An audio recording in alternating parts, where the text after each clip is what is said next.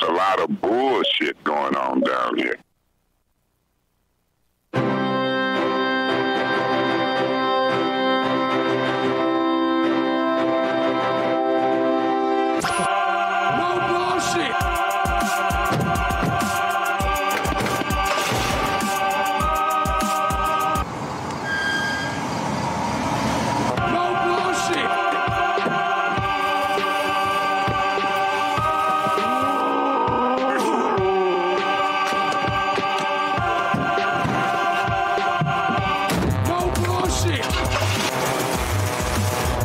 Let's just did breaking news. No more bullshit. No more bullshit. No bullshit. What you say? What did I say? Yeah, you're over there grunting like Sasquatch. I was clearing my throat, man. Don't clear your throat when we're just ready to go live. The No Bullshit News Hour. Yeah! Hey, Karen, how many times we got to tell this audience? Next week's news today. I think they know now, Charlie. I think they know. What's the big news of the week? Forget Biden, whatever. In Metro Detroit, Michigan, Kwame Kilpatrick, out and free. Where did you start hearing that? It was 51 weeks ago to the day. Pete Karmonos letting it be known he's negotiating with the White House. And here we are. It's like so 2013. We'll get to that in a minute. Joining us, political consultant and former whisperer to Kwame Kilpatrick, Adolph Mongo. What's up, Adolph? How you doing, brother? I'm all right, Charlie. What's happening? We're going to try to get Pete Karmonos, too. He's in Cleveland at his kid's hockey game because you can't play hockey in Michigan, I guess. I can't even keep it straight. I don't even know what the governor's doing. We will also bring you Detroit Red, the best reporter it's turning out in the whole Michigan press corps as he goes to the Capitol, what they called a demonstration, but it was too cold and everybody was too scared, so nobody really showed up except the Boogaloo Boys did. Magnus is going to join us. He gave a really impassioned statement at the Capitol steps, and I thought we need to talk to him, right? And then, a little bit of news of the week, such as the vital records for the COVID deaths, the fakery going on there, the fakery with the statistics from the nursing homes. Do you know it's an honor system? An honor system? An honor system. Oh, boy. Jesus Christ. Things always run smooth on the honor system. And then the great swindle on the election audit. Look, I'm on record. No appreciable fraud, right? But at least do the audit. But they're not really doing an audit, and we'll let you know. It's ridiculous. And finally, our good friend, our young brother who's going places, Jordan Ruffin L, got his license. Awesome. He'll be driving and off into his adult life. It was a highlight yesterday. That's great. I felt so. But Charlie, that's pretty cool. Kudos to you because you made sure that he got in the time, the road time, the practice, that he got to his test. So, when people talk about mentoring, it's not just giving somebody $10 and turning them loose. You have been with Jordan for a long time, walking him along this path. So thank you for doing that. You're welcome. And I told the young man, I said, listen here, motherfucker, pass the test. I'm sick of taking my Saturdays. Drive around shit scared with you. Is breaking something to be desired. But he's there now.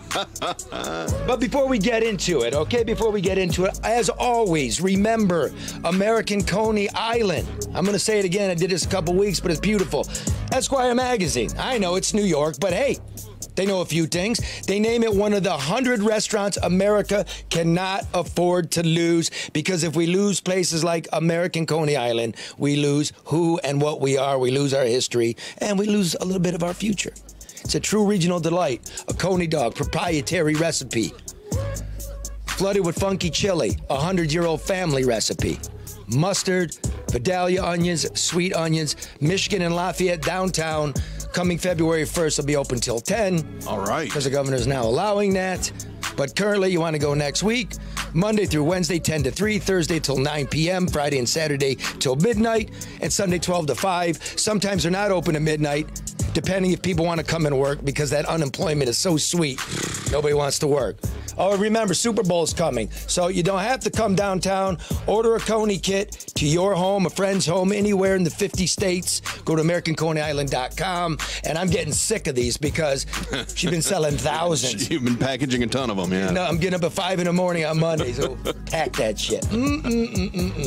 Right? And as always, Luke Nowacki wants to remind you that if you're not among the ruling elite, right? Yeah. It's a tough road. You actually got to earn your money, right? So if you're going to have to provide for your retirement and the suits and the swells, right?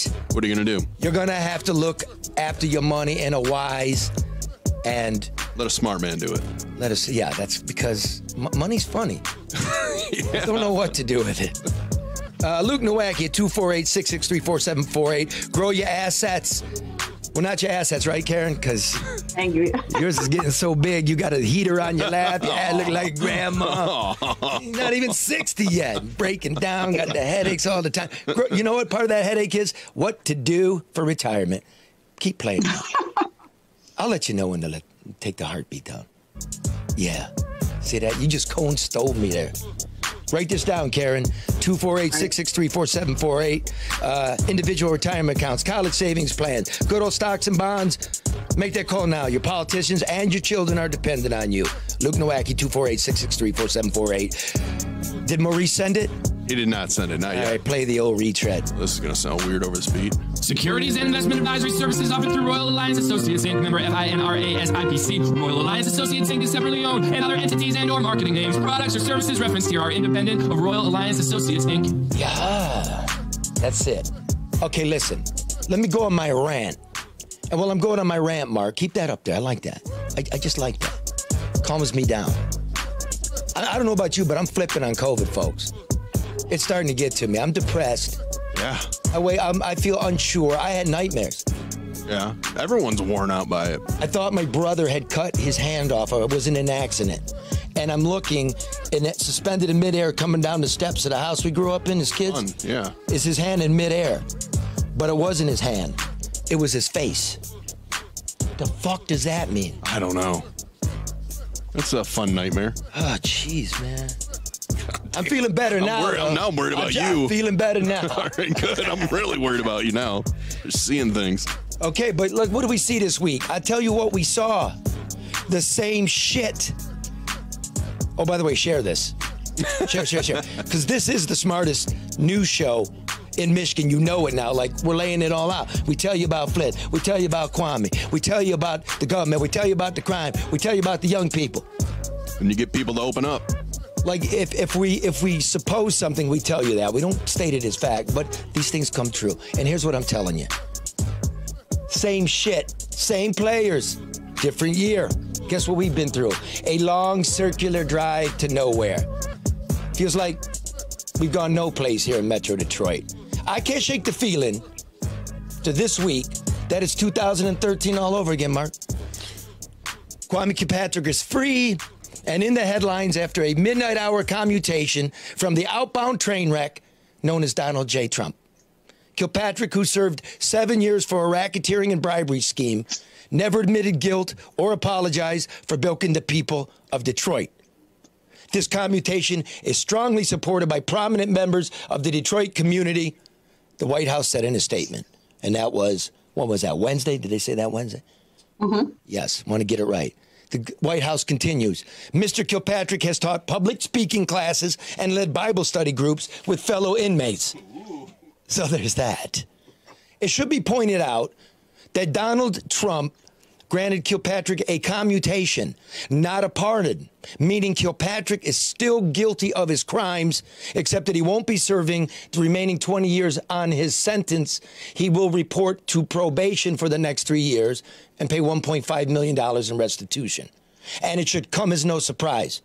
If you listen to this program, you know. Trump excused a platoon of criminals and creeps during his tenure, including political hitman Roger Stone and Rod Blagojevich, the former Democratic governor of Illinois, who was released by presidential decree after serving just 7 years of a 14-year bid for public corruption in an attempt to sell Obama's Senate seat. Besides, Fair is fair. Other mayors of big cities convicted of public corruption have received far lesser sentences. Remember, Sharp James of Newark got 27 months for hooking up his girlfriend with city real estate. He served 1.5 years. And earlier this year, former Baltimore Mayor Catherine Pugh received 3 years for fraud, conspiracy, and tax evasion. Now, hopefully we're getting him on the line. Nope. I know he's at his kid's thing, but I called Pete Karmonos Wednesday, and as you know, he said, and he's been consistent, the punishment did not fit the crime if there was a crime at all. Now, I'd say there was, but this is America. But Kilpatrick isn't the only ghost of 2013 still haunting the public mind. There's former Governor Rick Snyder charged last week with a minor wrist slap, willful neglect of duty, in the Flint water crisis that left dozens dead and thousands poisoned. That whole deal was set in motion in 2013. And to this day, not a single person has done a single day in jail. And while Snyder has repeatedly apologized for the debacle, he pled not guilty last week to having any knowledge that the water was dangerous and was killing people. And in the meantime, as we've told you here and only here, Dave Masseron, the bond attorney who put the Flint financing scam together, was hired last month ahead of Snyder's charges by Governor Gretchen Whitmer. Masseron is now the powerful state budget director. To date, he has not been charged in the Flint matter, nor has he apologized. And who is David Masseron's benefactor? Mayor Mike Duggan, who's running for re-election this year. As with Masseron, Duggan was a heavy influence in the life and the making of the political career of Kwame Kilpatrick, yeah, offering him advice to the end and fundraising help throughout his career. What did Duggan say this week? Dig it. Kwame Kilpatrick is a person of great talent who still has much to contribute. This is a decision President Trump got right. That's what he said. But you will remember, back in 2013, Duggan was a write-in candidate for mayor against Benny Napoleon, who died last month, sadly, of COVID-19. Napoleon, a longtime Detroit Politico, branded Duggan then as a crook for, among other things, faking the turnaround at the Detroit Medical Center, the public hospital system. The system, skippered by Duggan, ended up paying a $30 million fine to the federal government for fraud and kickbacks involving Medicaid and Medicare, one of the biggest settlements of its kind at the time. Since winning that election and re-election, Duggan has gotten himself a pair of federal grand jury investigations for the abuse of federal money involving the city's demolition program that used, in some cases, we know as a fact, poison dirt. It grows increasingly doubtful that charges will come in that 4-year probe now that Duggan's pal, Joe Biden, resides at 1600 Pennsylvania Avenue. Today, as then, Detroit crime is at unlivable levels. Last night, cold Thursday, last night, 3 homicides. For the year to date, shootings are up 100% from this time last year, which were up 70% from the year before. You see what I'm saying? Guess what unemployment was in 2013? 16%. The year of the bankruptcy. Right now in Detroit, the jobless rate hovers at around 19%. Like then, we have a pension crisis looming. Public safety unions have not negotiated new contracts, and it's doubtful that the tax receipts will rebound once the COVID pandemic clears. Now, Trump wielded his pen, and just like that, almost nobody in Detroit is talking about Biden's return to the White House. Kilpatrick, still guilty, but free. And to me, it's the same as it ever was. We have gotten Pete. We got Pete. Bring him on. He's there. Pete Karmonos, what's up, brother? Hey, getting ready to play some hockey in Ohio. You're still playing? You're not afraid of breaking that hip? No, I'm not playing. My kids are. Ah, right. Why Ohio? Because you can't play in Michigan? Can't play in Michigan. Get the fuck out of here, really? Yeah, and she just changed it to, like, the, I don't care. Yeah. It is what it is. Pete, listen. Yeah. You've been lobbying. You've been by Kilpatrick's side since everything went haywire. You never quit on the guy. Why now? Why did the White House now commute the sentence? I don't have a clue. I'm glad they did, but I don't know why. Does it have anything to do with the pressure you put on? Look, you've been a long time. You're a big contributor to Trump, big contributor to the Republican Party. You made it known. You reached out. You got the letter to his desk. Did that have something to do with it? Look, all I did was get whatever Kwame was writing and made sure it at least had a chance to get reviewed by the president and his staff. That's it. You know, and Kwame's out because he's really good at researching what was going on. You know, he still owes a shitload of money, and he got a commutation, not a pardon. And that was the important thing to me, that the guy doesn't end up spending his whole life in jail for something other mayors, other politicians have gotten as little as 3 months for, or as much as 7 years. All right? Yep, so that's true. Yeah, he served 7 years. The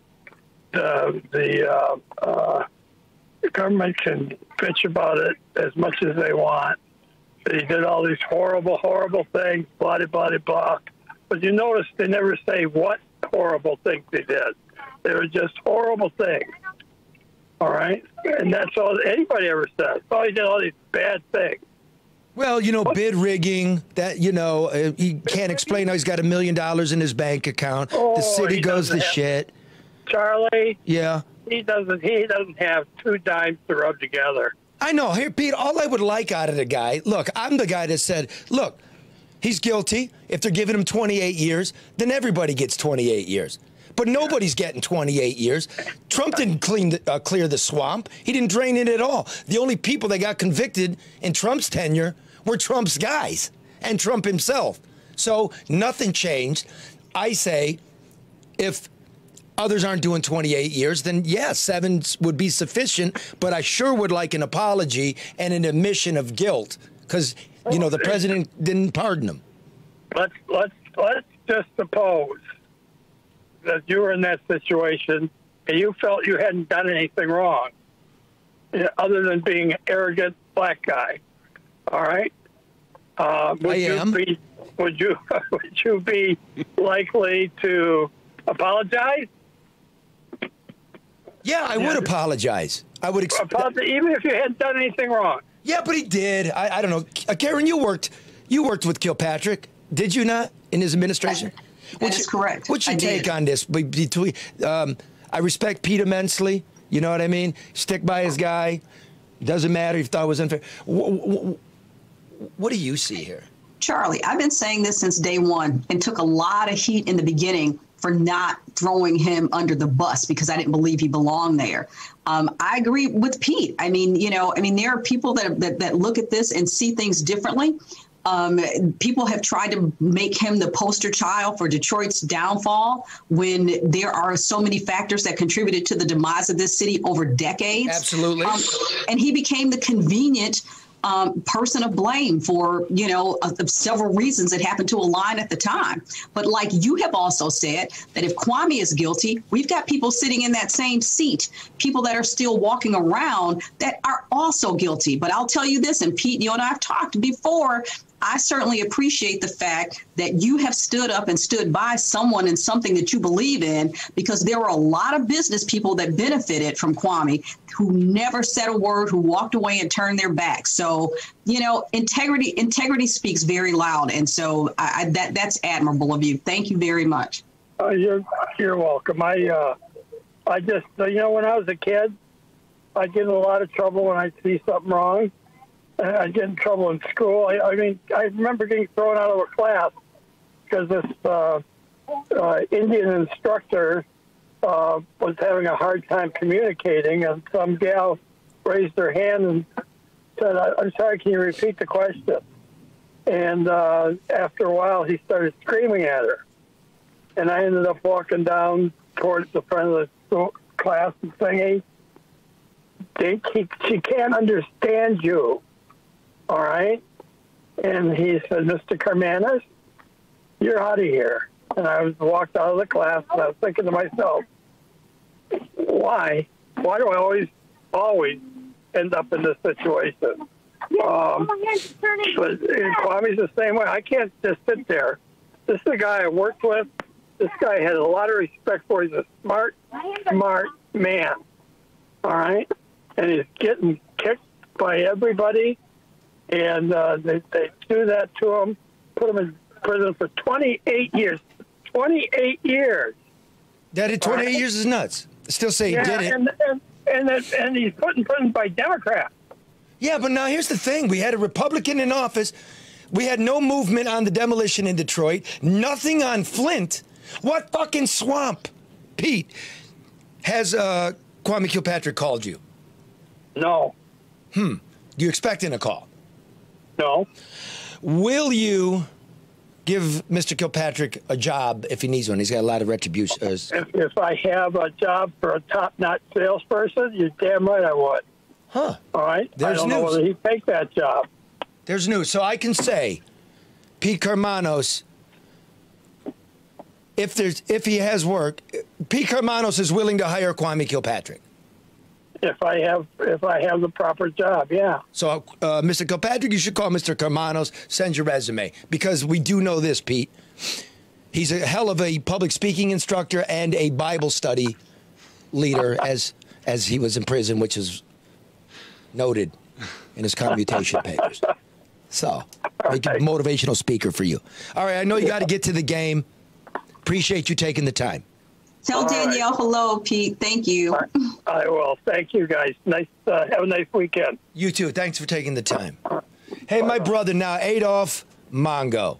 This guy, I want to tell you all out there, this is the guy when I came here in 2008, not as a young reporter, but new to Detroit, he took me under his wing. He explained things to me. I never really figured out why, Adolph, but, you know, the guy's like I can't say it as a reporter, but personally, it's like a big brother to me. He didn't let me fall through the cracks of being a goof. Reporter didn't know what was going on. So, Adolph, I remember 2008 when Kilpatrick was packing his bags, and you called me up and you go, he's packing his bags. And Charlie, you know what? There's not a book in his office. He didn't have one book in his office. So he didn't appreciate the history of this town, did he? And where he come from a different generation. This is the internet, social media. When Coleman Young was the mayor, he had a ton of books, history. Dennis Archer, I met with Dennis Archer a couple of times, law books, you name it, he had it. But this guy had just pictures of himself with celebrities. But that was the nature of the beast. This is what we dealt with. You know, he got busted over text messages, you know, city-owned phones. So, and they went after him because, as I said before, all he did was lie about getting some cocaine. Well, you know, we had the lead agent in the FBI come in this program months ago and lay out the whole case, played wiretaps, etc. So putting that together with what I know and knowing guys like you and Elric and Schaefer, seems to me it went like this. They opened a book on Kwame, or at least corruption in Detroit and Cobo Hall in 2002. This thing was creeping along for years, sort of like demolition, sort of like Flint, destined to probably die. Mm-hmm. And then the sex messages come out, and the perjury, and then the pressure. And I think the tipping point where the feds... They never prosecuted anybody for perjury in the courts. Right. They treated Kwame Kilpatrick different than they ever treated anybody that been accused. Well, of crime. it's true, but let's face it, like when you have a raft of text messages, it's kind of... Okay, he was lynched. I'll get to... By the way, let me finish that point. I was just speaking of the lynching ad, that famous lynching ad. But I don't think the feds were hot on Kilpatrick's tail until the text messages, and I still don't think they were going to do much until he pushed the cops off of his porch. And that's when the governor starts coming after him. That's when he's going to have to make restitution. That's when he's going to do time. Do you agree with that? Well, he got set up. They sent those cops. They should have, the county deputy should have never been at his sister's house. The governor, lying ass, whatever she is, turned on him. Everybody got a piece of the pie. He was right for the picking. Well, let's get this big, black, arrogant thug out of there. And everybody from Mike Cox to Granholm to you name it, they got a piece of them. And then the real crooks are the ones that benefited from this, and they escaped all these contractors. And the only other contractor that got sent to jail was Bobby Ferguson. Why was he the only contractor that went to jail? And you can name 5, 6, 7 of them. I agree. And you know what? And I'm not going to name any of them, Karen. They're prominent. They're involved in the Wayne County jail debacle where $400 million evaporates. They were involved in the Flint infrastructure. And I'm looking at this shit, right? Black, white, Republican, whatever. I'm like, look at my face. Look at the wrinkles. It's so obvious. The evidence is irrefutable and nothing. So I'm like, bro, you did. It's all about racism. It's all about racism. And I was happy that idiot that used to be 45 let him go. And listen, Kwame don't owe anybody any apologies except his family for being away for 7 years. I just disagree. But see, we're like, you and I are like brothers. And I ain't gonna hate you for that. But yeah, race plays a piece in everything. But you did shit. Duggan's done shit, right? The mayor of Flint did shit. The only guy that answered is this guy. That's fact. Upsets me. And again, the superstructure, those with the money, nothing ever happened to Wall Street. And look at Snyder. He got a tap on a knuckle. People died. They died from Legionnaire disease, from poisoning by the water. GM wouldn't even use the water because they said it messed up their machines. Yep. And it was on Snyder's watch. Snyder ain't got a pass. I don't want to make an ugly comparison, but I just got to let you know. Chernobyl, right? Iron Curtain, Ukraine. People went to prison for it because people died. It was government malfeasance. Again, they got commuted after 3 years, but the government must be held responsible. You can't just say, I'm a government, I'm a public representative, and therefore if I fuck up, you just vote me out. No, man. You got to be held accountable. That's why the country is angry.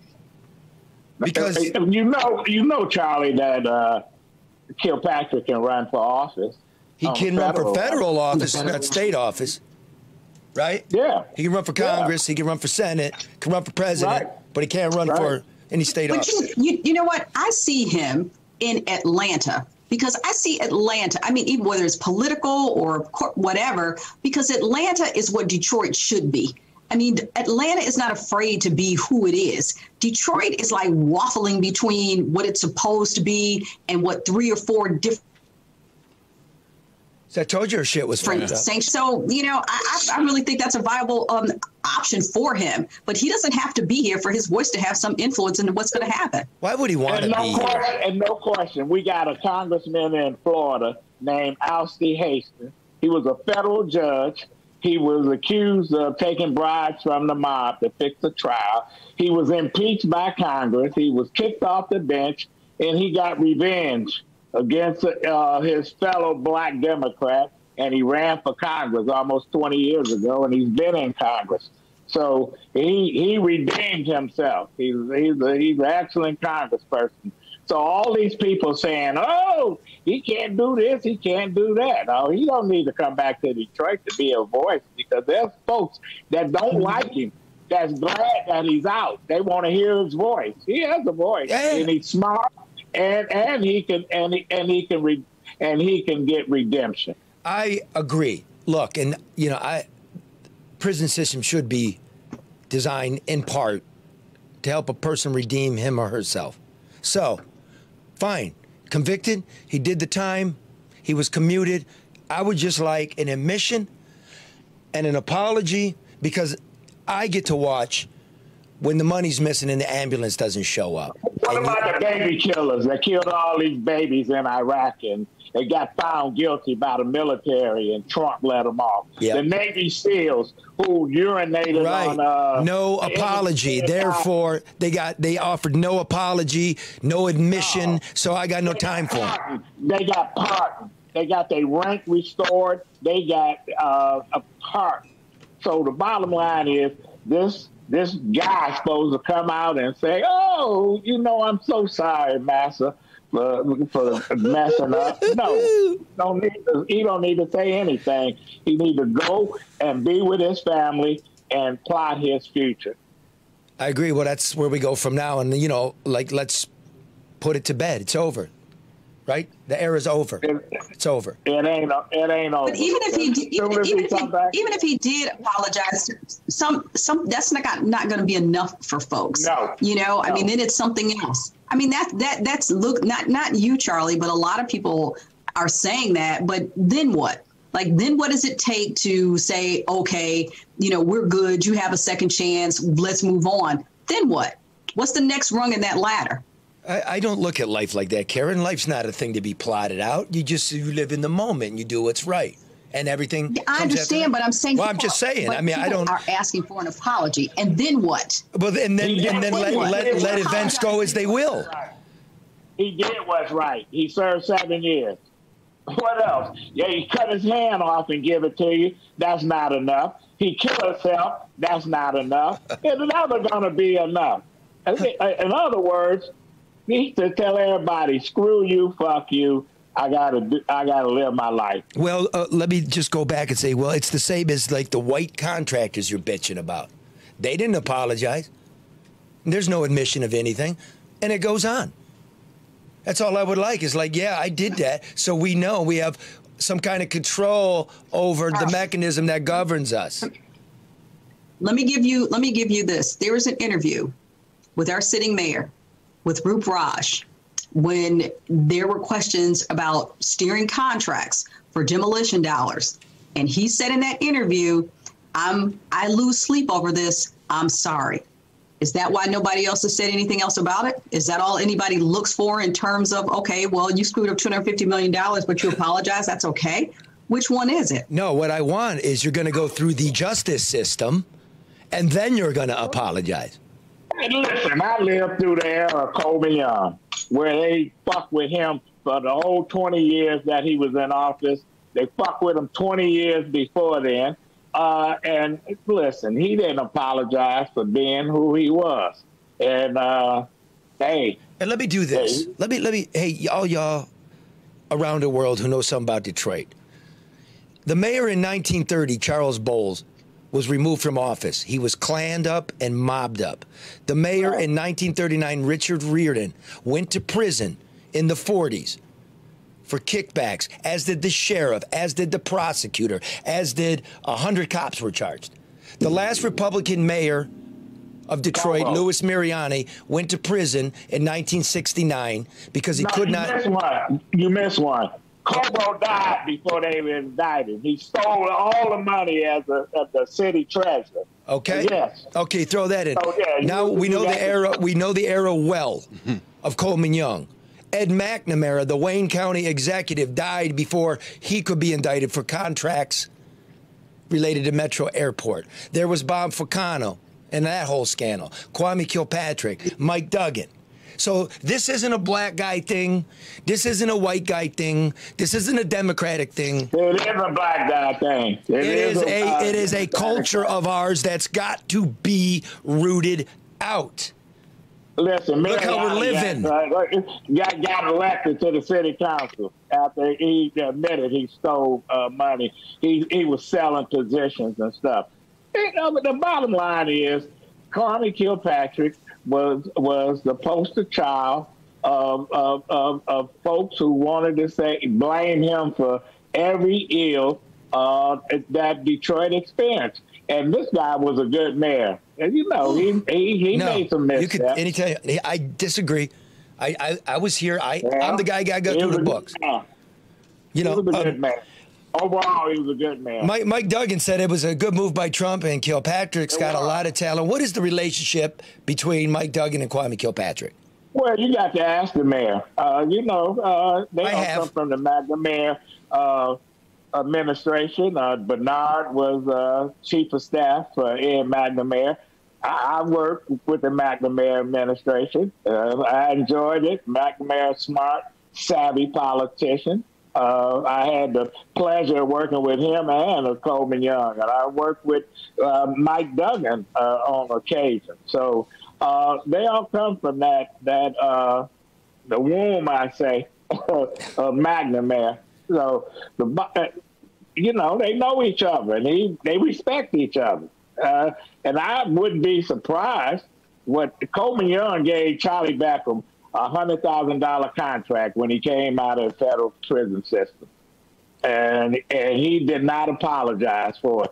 That's why I was glad to hear. Let me tell the listeners, Charlie Beckham would give him a job. Goes to prison under Coleman Young for, again, watch this, listen, water department contracts. The same thing Kilpatrick went to prison for. Same thing going on in Flint. Charlie Beckham gets out, gets a job, and serves for every administration thereafter. Good guy, smart guy. I'm just saying, when you get hit, try the private sector. You're done. You don't let a pedophile out of prison to allow him to work at a children's circus. You don't. You're done. You apologize, I let you go, it's cool. Until you treat everybody the same. Yes. No. But we're not getting that. Everybody in America knows it. But you don't. Okay, I'm gonna. Any last word, Karen, Adolph? Because now I'm done with this. It's over. I just want to ask Adolph, what should we look for in the upcoming mayor's race? Everybody's waffling, sitting on the curb, talking about who, but nobody wants to run against Duggan. What's your take on it at this point? I know it's early. Well, Duggan's gonna kick them in the ass. All these folks, they talk a good game. And when you want to be the opposition, the loyal opposition, you should have started your campaign last year, raising money, putting a team together. And these folks want to wait till 2 weeks before the primary to run. Yeah, Duggan got the organization. Duggan got the people. Duggan got the fundraising mechanism. And he's going to be hard to beat. Yep, that's the rule in politics. Money wins. That's the deal. No question about it. All right, man, thank you. You want to hang out? Beautiful. If not, free to go. Love to have you stay. But we're going to get to our man on the street, comedian Detroit Red, went up to the Capitol to report on the goings-on there this past weekend. But before we do that, Red is sponsored by ADR Consultants, experienced overseeing more than $250 million in private and public construction projects since 2001. They are competent, ADR. ADR is honest. ADR is ethical. ADR is smart. Call Barry Ellentuck at 248-318-9424 for a consultation. Yeah, any of it. Listen, increase your bottom line. ADR save clients millions. They are experts in procurement and government compliance.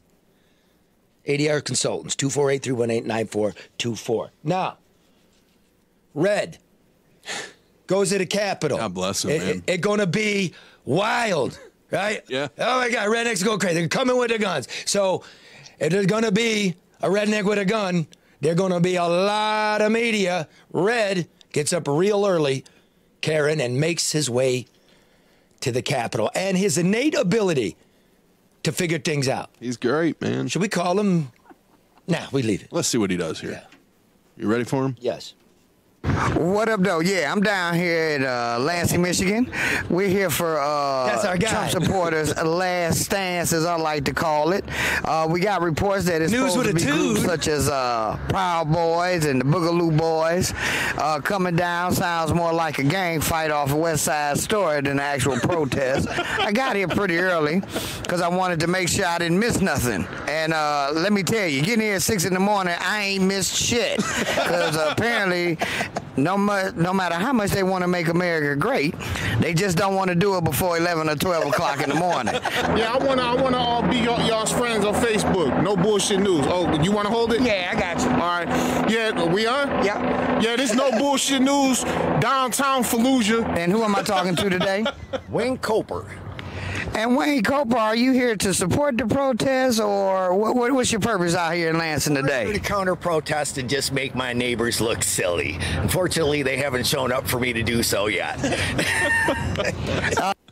Thought they could have picked a warmer day to do this too. Let me ask you this: I see you wearing the Michigan Nerf Militia. Can you tell everybody what that is? We are the Michigan Nerf Militia, Shirky Jackass Unit.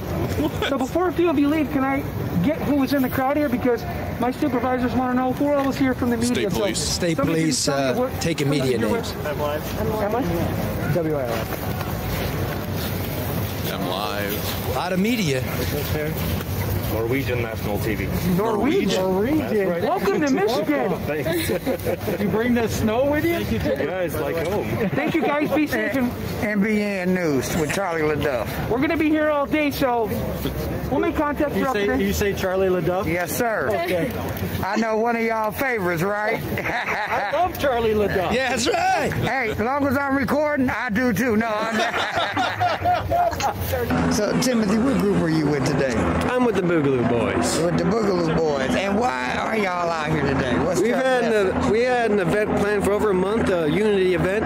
It was supposed to be an opportunity to bring out protesting factions of left and right, such as the BLM movement, Trump supporters, Antifa, and 3%er militias, to have an opportunity for civil dialogue and to redress our grievances as an American people against our government. So, being from the Boogaloo Boys, you said your message is about unity. Do you think representing with firearms gives that message of unity, or does it make people? I think it's a necessity. I think we have to secure our rights, and one of the best ways is by exercising them. Now, I got to ask this, brother to brother. Do you ever feel odd when you go to a Trump rally and it's only a few of us in the crowd? Not particularly determined. Just because. So basically, because I'm black don't mean I can't support orange. Basically, yes. It's a very, very simple way of putting it. Thank you for cutting it down to its basic. No wonder they call you no bullshit. I get it. You know? So. Now, are you just an individual Trump supporter, or are you part of any group? Not any particular group at the moment. I was going to say that there are groups I'd like to join, but at the moment, no. Like what type of group? The Proud Boys. There's, that to me is one. I happen to like what they're about. Now, I have to tell you, the Proud Boys think it's kind of funny to take dildos and stick up their behind. Who does that? Gavin McGinnis. He's admitted to it. I've seen it physically, and he thought it was a hilarious joke. Okay, well, I guess Gavin thought it was funny then. And do you also know they believe in not masturbating? Oh, no. I guess. I mean, I ain't being funny, but everybody needs to jerk off every now and then. Yeah, clearly not something they put on their website. But, hey, I mean, if they don't, they don't. I mean, that's what it is. We may not agree on that. So the non-masturbation thing is not a no for you? I guess not. I done seen more people turn up for a Milli Vanilli concert than I have turn up for this damn protest. Matter of fact, it's more military and media out here and police than it's actual protest participants. I could have did this from the Facebook Live and would have probably got a better response. Good job, Red. That's great. He's pretty freaking good. Yeah, he's sharp too, man. He's quick on his feet. That was hilarious. That was good. to me, I was talking to Red about it, and sorry, Red, I know you're listening, man. I forgot to call you up, but that was probably the best report from the Capitol. Like, Red noticed something like this. Nobody's there. The media's doing the same story at the same time on their stations. Very serious. This is the Michigan State Police. We're expecting armed militia, and they never come. And there's this aura they're pitching of like impending doom, right? And then when the Boogaloo Boys show up, because there's no one else, like they were supposed to get some guns and stuff. Yeah, they got mobbed. Like it was okay. Let me now bring in, because he's shaking his head. Magnus, hey, how you pronounce your last name, bro? Panvidya. Panvidya, and you're a Boogaloo Boy. Yeah. And before I ask what that is, explain what Red was telling me. Like, did you get mobbed? Was it like? Oh, it was. We were swarmed. It was to the point where we were having to yell at these journalists because we're walking up to the state capitol building, and we all have firearms, and they're walking 2 feet in front of us backwards with these big cameras, almost tripping all over each other, fighting each other. And we had to yell at them like, guys, we have guns. Like, we don't want to trip over you or bump into you or something. Like, back up. And they just followed us everywhere. There was multiple times I was trying to go smoke a cigarette and just like get away from the crowd, and just like geese following someone with a loaf of bread, all back and forth across the lawn. Right. And how many other groups like you were there? None? There was us. We showed up with a couple members of a local BLM organization and then a couple members of a local anti-fascist organization. And that's kind of who we walked in with. But it was just us. The Trump supporters that showed up there, we had no idea they were even going to be there. Mm-hmm. We walked in like, oh, wow. So what are they doing here? You were the only show in town. Yeah, for the pretty media. much. Okay, now, what is a Boogaloo Boy, really? I mean, I thought you guys followed the Insane Clown Posse. I really thought that a year ago. I didn't. What are those called? Juggalos? Yeah. Okay. No, we're just a libertarian anarchist movement that's popped up over the last couple of years across the country. Real, quick rundown. We hate both political parties. We think they're all corrupt. We don't think they'll never do anything for us. We're sick of it. We need real change. We need real things that be different in this country, and we don't think Trump or Biden or Obama or Bush or any of them will ever save us. And that's kind of, the be-all, end-all of it. So you're the middle ground gun guys. Yeah. Pissed off gun guys. Yeah, we're libertarians, Green Party, people that have left both. We're outside of the political spectrum, kind of. All right, let me do this, Magnus, because somebody sent it to me, and it struck me. This video is you delivering a statement. This is a part of your statement. And I played it for my wife, and I turned the screen around so we couldn't see what the costume was. No offense to that, right? And I said, listen to what he's saying, and I'd like everybody, just listen, and then we'll come back to Magnus here. Now, as every state does, helicopters above. The government lashes out further. 30,000 National Guard are deployed to D.C. Weapons of war roll down our streets. Social media megacorporations launched a purge of all left, right, and libertarian voices who oppose the political establishment of both parties. This may be the last chance I get to warn the government of the United States. The people before you, we are the rational ones. BLM, Antifa, Boogaloo, and right-wing militias, they are the antibodies, not the disease that is destroying our country. The disease is a country run by two corrupt political parties that do not care about you. So deeply incestuous with corporations that they are indistinguishable from each other. A government that spent 6 months debating whether to give their own people $600, but only 24 hours to unanimously agree to give billions of dollars to foreign tyrannical governments and corporations. A government that has bombed villages overseas my entire life for my supposed safety here. This is a call for unity. For all of American people that realize the true threat against us to come together. For every mother mourning her children that was killed by police. For every business crushed down by state lockdowns. For every broken soldier sent to fight wars that have no point. This is our last chance to avoid either a tyrannical government or a bloody and pointless civil war among American people who do not have that much against each other and have more in common than they realize. And a message to the government. We come in peace.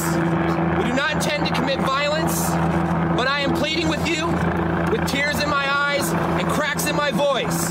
If you continue to oppress the American people, they will remain rational no longer. Thank you. What do you mean by that? What do you mean by that? I think it's pretty clear what he meant by that. Magnus, I got to say, I agree with that. Anybody knows me knows that I spend my time trying to get some order to the disorder, right? That we are getting eaten alive by the suits and their lapdogs, which also includes the media. But I got to ask you, brother, I have firearms. Doesn't that, it does. It dilutes the message when you're coming with a long arm. Why do that?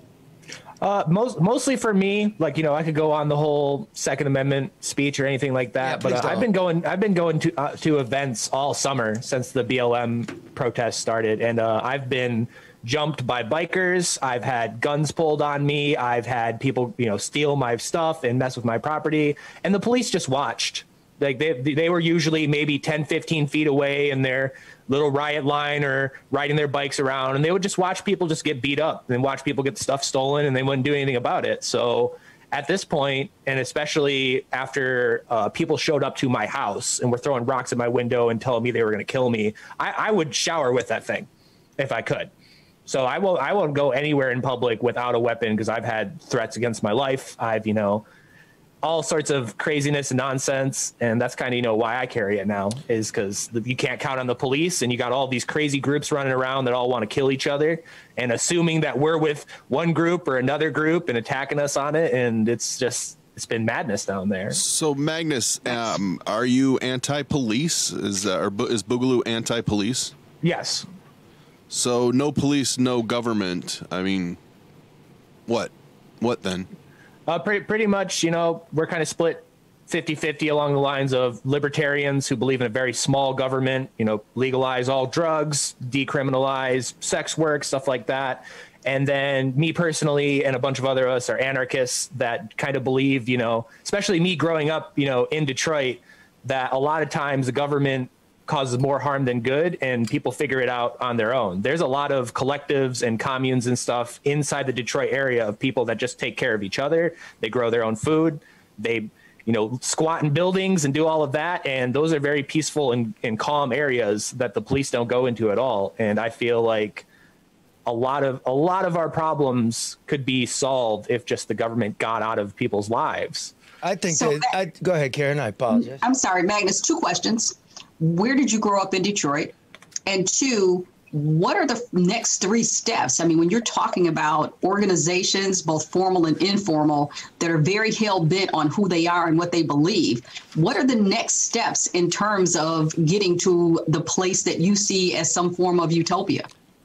Okay, so for Detroit, I spent my childhood way in northern Michigan, and then after some stuff happened with my family, we moved down to Detroit. My dad's right off of Gratiot Avenue, south of 7 Mile, lived there. So kind of, not like, deep down in Detroit, but, closer to the border of stuff like Madison Heights and that upper point. Well, 7 Mile and Gratiot is Detroit. So I was just trying to think, is it Detroit or is it, somewhere else? So, okay, you made the cut. 7 Mile and Gratiot makes the cut. All right, go ahead. And then what was your second question? You've repeat that. The second question is, how do you begin to, when you're talking about all these organizations, both formal and informal, what are the next steps in terms of getting everybody to kind of let their guard down or their barriers down? What are the steps to take to get to the place that you see is more utopic than where we are? Yeah, so that's kind of like my whole hustle that I have going on there. I'm a part of a group inside the Boogaloo called the Unity Coalition, and our whole thing that we try to do is we try to get these 3%er conservative militia groups and these Black Lives Matter groups and all these different kind of factions to kind of sit down and talk to and like humanize each other again. Because after 10 years of this kind of social media political climate, a lot of people don't view each other as people. And there's a lot of bloodlust in this country right now. And that's what scares me more than anything. So let's talk about that. Look, bloodlust.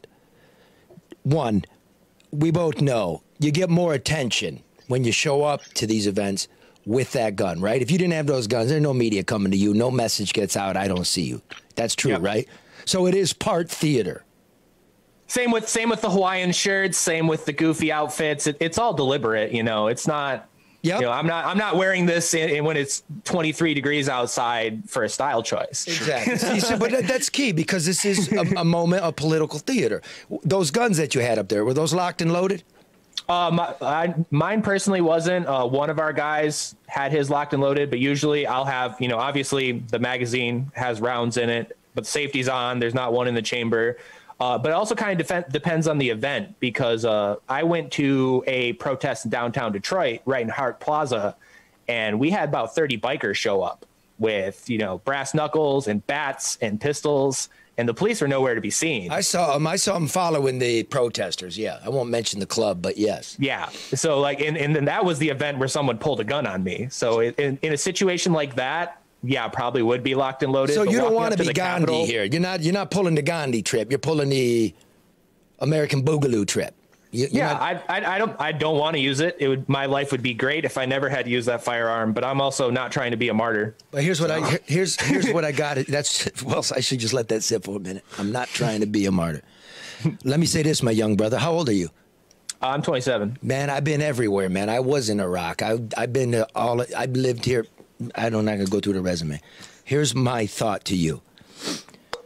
A tyrannical government. It's just a government out of control, taking care of its and not the general welfare. When you wave a firearm around and you're saying, then we're going to do something about it. If we violently overthrow the sitting government, the system that we have is also overthrown. There's no putting it back. There is no unifying rules. I agree it's fucked up, but I think it is the best system ever created by humankind, and this is the greatest experiment. So I'm against. I've been with the Bundy. I've been everywhere, and I say to them, when the quote-unquote government comes over that hill, who is it? Who is it? It's not the guys controlling things. It's the uniform. It's the police. It's the FBI. Your brothers, people that came from circumstances like you. To shed blood is not the answer. It's not. And if you have to be a martyr and you really believe this, then that's what you must be. I get what you're saying, but that's kind of like what I agree on, and that's why I'm taking my path. Because if I wanted just a big yeehaw, bunch of guys with guns overthrow the government, then I would join the 3%ers or something like that. I'm in this movement and I'm doing what I'm doing because I view some form of civil conflict in this country in the future as inevitable, and I would prefer a peaceful revolution through the people over some bloody civil war or some crazy armed insurrection or anything like that. So I agree with you on that. If we get to the moment where people are shooting each other, then things have gone so far sideways and they'll probably never come back. Well, there is the imaging problem. I mean, because there's very public Boogaloo murder of 2 federal agents. I think it was in Oakland, and some other guys have been arrested, when they were planning something on their way to Vegas. What about this crazy idea? What about changing it from an inside? Is that just something you reject? Running for an office and changing it that way?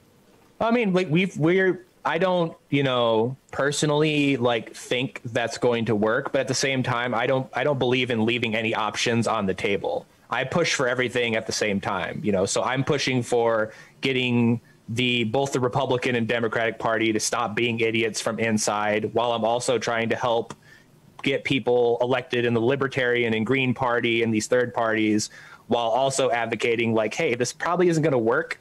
We need protests. We need, strikes. We need everything. We need to come together, because I've lived through 4 presidents and I've been promised great change and beautiful things through every single one. And things have slowly just continued to get worse. And being a Michigander in economic particular, collapses. I've lived through 4 economic collapses. This is the root of everything, I believe.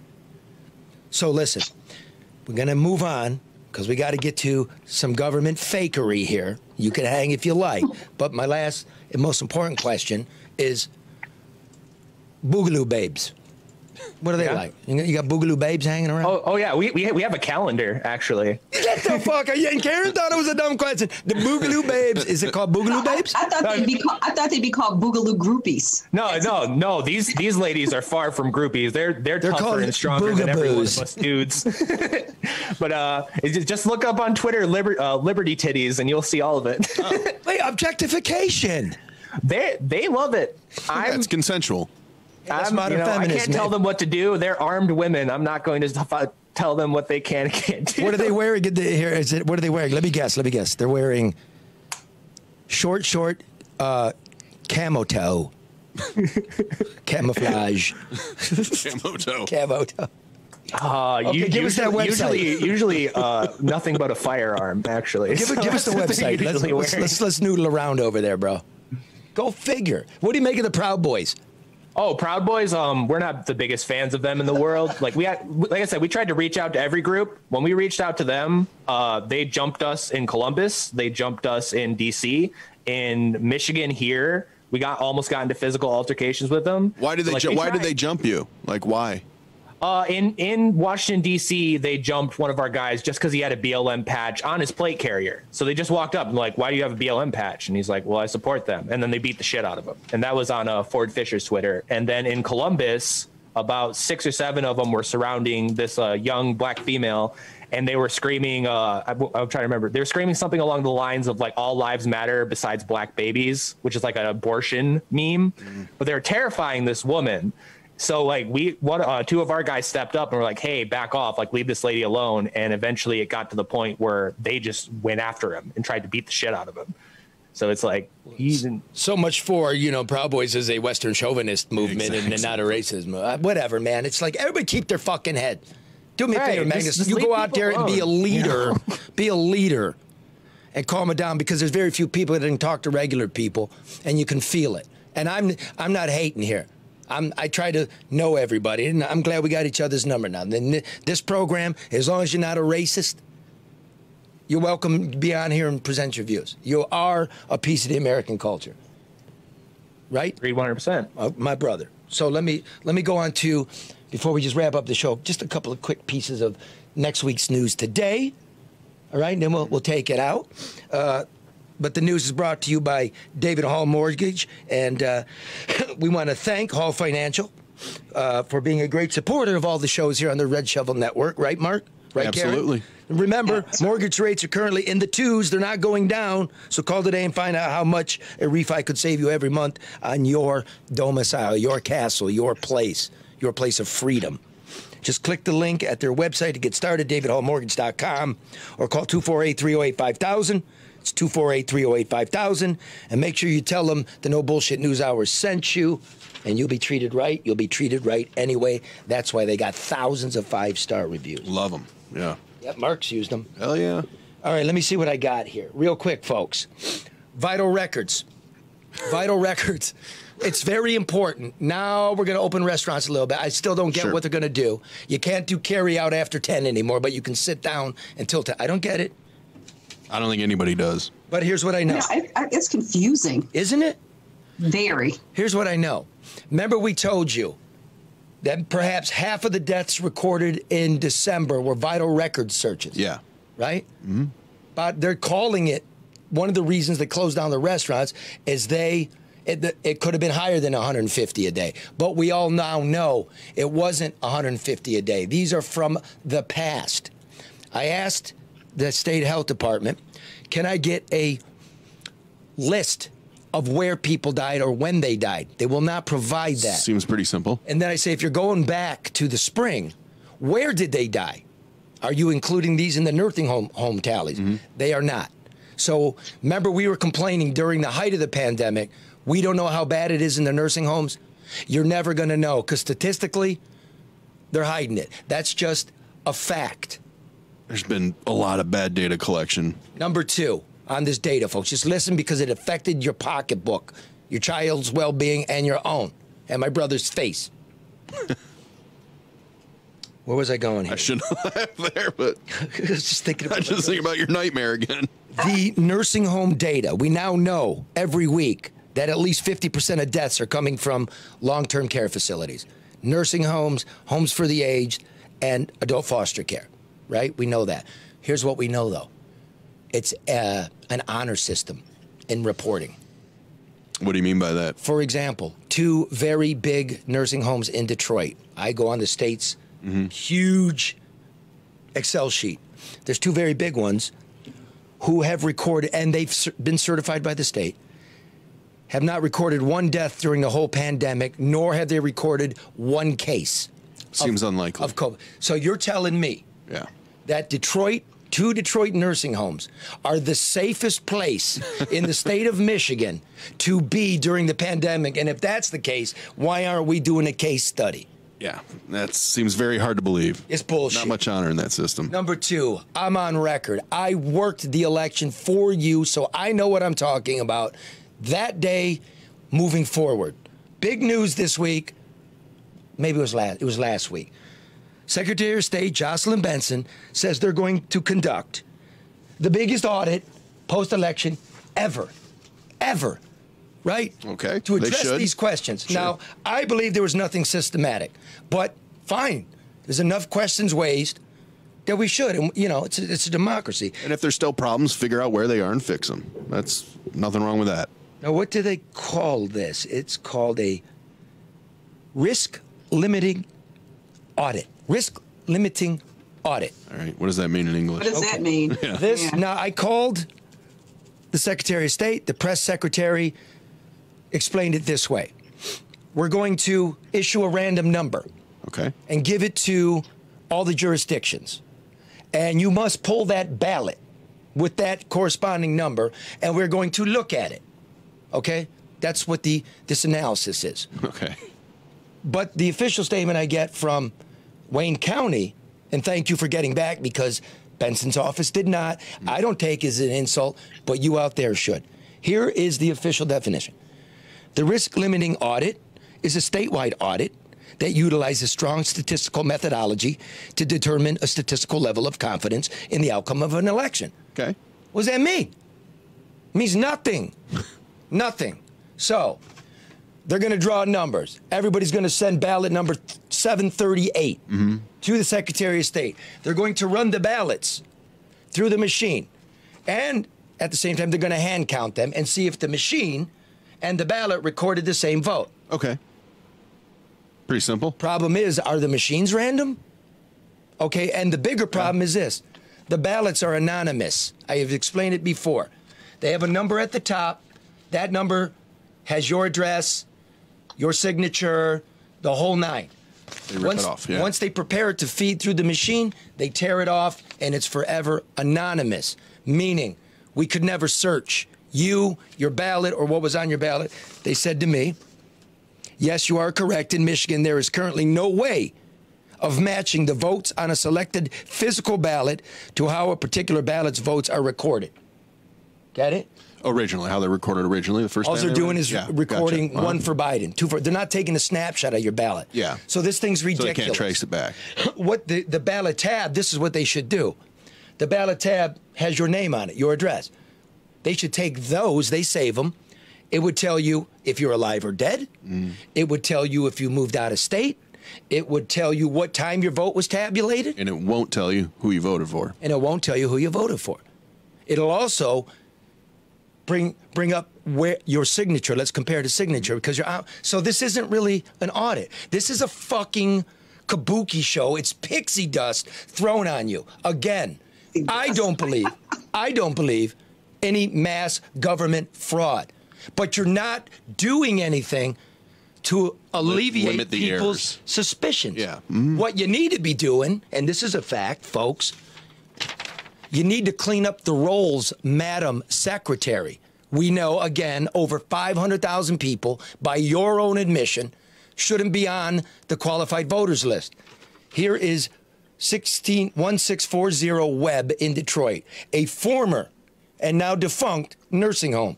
I have here, if you can see, 22 people over the age of 102. The oldest is 121 years old. The youngest is 102. 17 of them are dead, including Esther Lowe. God bless her, 121 years old. Still registered to vote, though. She died in 2000. No COVID violations there, Charlie. She died in 2000, so 20 years, and there's no clean. Okay. Now, did she vote? No record of it. No. Sure. So not to. But this creates. You're inviting it, yeah. Yes, and we want. Okay, and below hers, Eder Pickett, 115. There is. Let's see, Minnie Bell. Aw. Yeah, Minnie's died. God bless her. She walked on. Oh, poor Minnie. Nellie Burns, Imogene Bowes, Charlie Burt, Sylvester Havard, Beautiful, beautiful Those are old great school names, man. When I was counting the ballots that night, right, when I was inputting them to know how to do this, and I was seeing these, Bartholomew, right, Jebediah, and I'm thinking, what beautiful old names. Great. These people, they were born 1901, 1918, 1910. Man, they didn't get the right to vote. Yeah. Everything got stolen from them. And my grandfather, who was born black in Jim Crow, light skinned enough to come up here and die white, it was the 100-year anniversary of him coming to Detroit, 1920. And I sat there looking at Bartholomew, and I'm thinking, where we've come. That his great-grandson would be doing this. And I'm telling you, the vibe in Cobo Hall was all about that. That we were trying to do something for the country. Good people. We felt it was working in a pandemic. But, madam, bullshit. Next week's news today, we will be on it, and you will be answering, and you need to clean this shit up. You know how you find out? Remember we had Janet on the show? Used to live in my house. Yep. She's in Texas, right? Under another name. There's a change of address registry with the post office. Stop fucking with us. Communicate. Okay, so now to draw these random numbers, to ask the clerks to draw the ballot corresponding that doesn't even have a number, what they're going to do is this, I'm told. They're going to dig through the boxes and go 1, 2, 3, 4, 5, 6, 7, 8, 9, 10, 11. Stop! That's 738, right? There's no science to this. If it was me doing it, I'd be like 1, 2, 3, 4, 738. That's exactly right. You know what? For me, you ain't paying me shit. The one on top is 738. Get the fuck out of here. So, in their great wisdom, it's like goofballs are running government. They decide to make a show of drawing this random number. Oh, right? Cool. And you can watch it. Hipster millennials and goofballs, and everybody's happy to be on TV. So they do a live stream. For you listening, those of you watching, you got to watch this. For those of you listening, can't see it. They take like a fold-out table. Then they get a cardboard box and some black felt and some scotch tape, and they try to make it look like a crap table. They get some Dungeons and Dragons dice, the 10-sided ones, and they're going to roll random numbers and live stream it with a camera right over the top, right? This is the big unveiling. This is clean government, Karen. This you can rely. Transparent. See it with your own eyes. Got it, yeah. And we are going to start with Director Brader. And Director's going to come up and roll the dice. Yeah. Here he comes. Simple. They got Walks two up in his skinny suit. What the hell? Oh, it goes black. And we have a 5. I can't see a 5. The live stream went black. Do you? So that's the first number of our 20-digit number for the random generator. Well, that's the Next first we have time. Mary Clark, who we made a is mistake. Hold on a second. They made a mistake. They'll get it all cleared up. Township. Here we go. She comes up with the Dungeons and Dragon dice. That guy steps in the way. It goes black again. And we have a 5. Yeah, sure we have a 5. Do you? Do we have a 5? Next up will be Diana Bosworth. Look at the guy in the back there. He looks like he's in a lineup. I don't even know what leaning he's against the blind. Who thought of this? Who thought this was okay? Third time's a charm. Watch. Now watch. The MC is staring like wildly at like she a knows. deer. They know And we're going to stop for just a second to adjust the camera to make sure everyone can see. To take the the lens dice cap as they're off. rolled. Look at that tablecloth. Oh boy. It's like the plastic thing at a kid's party. Look at this. Yeah, that's from the dollar store, Charlie. Okay, so they come back. We're going to do the live stream again, right? You got the second part of this? Yep. Okay, so they figure... There's more. Hey, wait a minute before we do it. Hey, Mannequin Joe, what's wrong with the overhead camera there, bro? Mannequin, seriously, answer me. Mannequin. We know he's there. I mean, they seem to be switching to it. It's just, it's not showing up. So I don't know if they didn't plug in the source or, like Mark said, they left the lens cap on. It's always the most simple explanation, isn't it? Thank you, Mannequin. Back to sleep with you. Okay. So whatever it is they did, they fix it. And they're going to start the live stream over again. Now, I got to say, this was on the local news. And this reporter's like, this is going to be a rabidly watched audit. Like nobody's watching. No. And it's very complicated. I'm going to have to explain it to you. And he can't explain it. They just talk about the numbers. They use that video where it goes black, but they cut it where it goes black. Why? Young man, let me give you the story. Let me help you, young man. When a story just hits you in the face, you take it. You don't manipulate it to help the government out. This is a window into how bad this is. And a little tip, as a person who is just always surrounded by technical errors and video problems, you might want to test stuff out before you go live. I don't get it. But, and you know that they should, like the lady that fainted when she got her shot. You know, that's something you test out first. Yeah. Well, I'm sure they got it fixed when they went back to it. Let's see what happens. Okay, so here we go. They come back. Oh, Hi, welcome back, everybody. We apologize for the delay. Again, we had a camera cable that needed to be replaced. Bullshit. Because the camera cable was not working. Anyone on Just the live happen to stream have another couldn't camera see cable. The dice rolls. There's that we no did way they had another cable. Start from the beginning. What, a dog chew on it? So everybody's able But to anyway, see we're each back. Look at the roll. card table with see the tape on it and everything. That's Director embarrassing. Jonathan Brayton. I'm sure they tested it. Well, here we go. Here we go. new They're going to cable. roll it again. Okay, here we go. He comes up with the skinny suit, Dungeon Dragon. He rolls it. Look how fucking blurry that is. It's Karen. They didn't focus. It looks like a 1. What number is that, Karen? Can you tell? Well, who knows? Next, we have Mary. What is it? She is the Delta Township. Here we go. Here we go. I'm sure they got it focused now. This is a joke. Here we go. Here we go. This is embarrassing. What is that? Look at that. What is that? And we have, What is that? They all look like a 1. So they got a new cable, but they forgot to focus the camera or zoom in. Here's the Eaton County clip. Okay, let's see if it gets better. This looks like something off Napoleon Dynamite. Look at the tape. See the tape? Oh, that's embarrassing. Oh, God. So this is the crack. This is the historic Jeez. audit, where we're not actually going to audit if you're alive, if you live somewhere else, what time they came. Look, if you did an audit, right? Remember the big lie that 137,000 ballots came into Cobo at 4 in the morning out of 167 total ballots? All you do is scan them, and you would see that and go, hey, there is an issue. Yeah. You would scan that ballot number. That's all you would do. This is nonsense. And you didn't call back. And that's not me, listeners.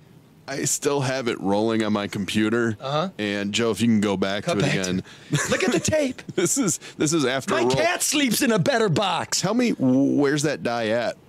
Where's the die? You can't even see it because Is there a die? Oh, they used a black die. the camera is not overhead, perfectly overhead, so it's just in the corner and you can't see it anyway. I think that was a black die. They didn't. But let me say this though. This is more about their competency level. Sure. Because you could do this with an iPhone and zoom in. I mean, there's a way if they just wanted to do this real elementary kind of mindless Walmart version of an audit, there's a better way to do it. This isn't it. And then you got Uncle Rico standing up against the wall. Who drew the map?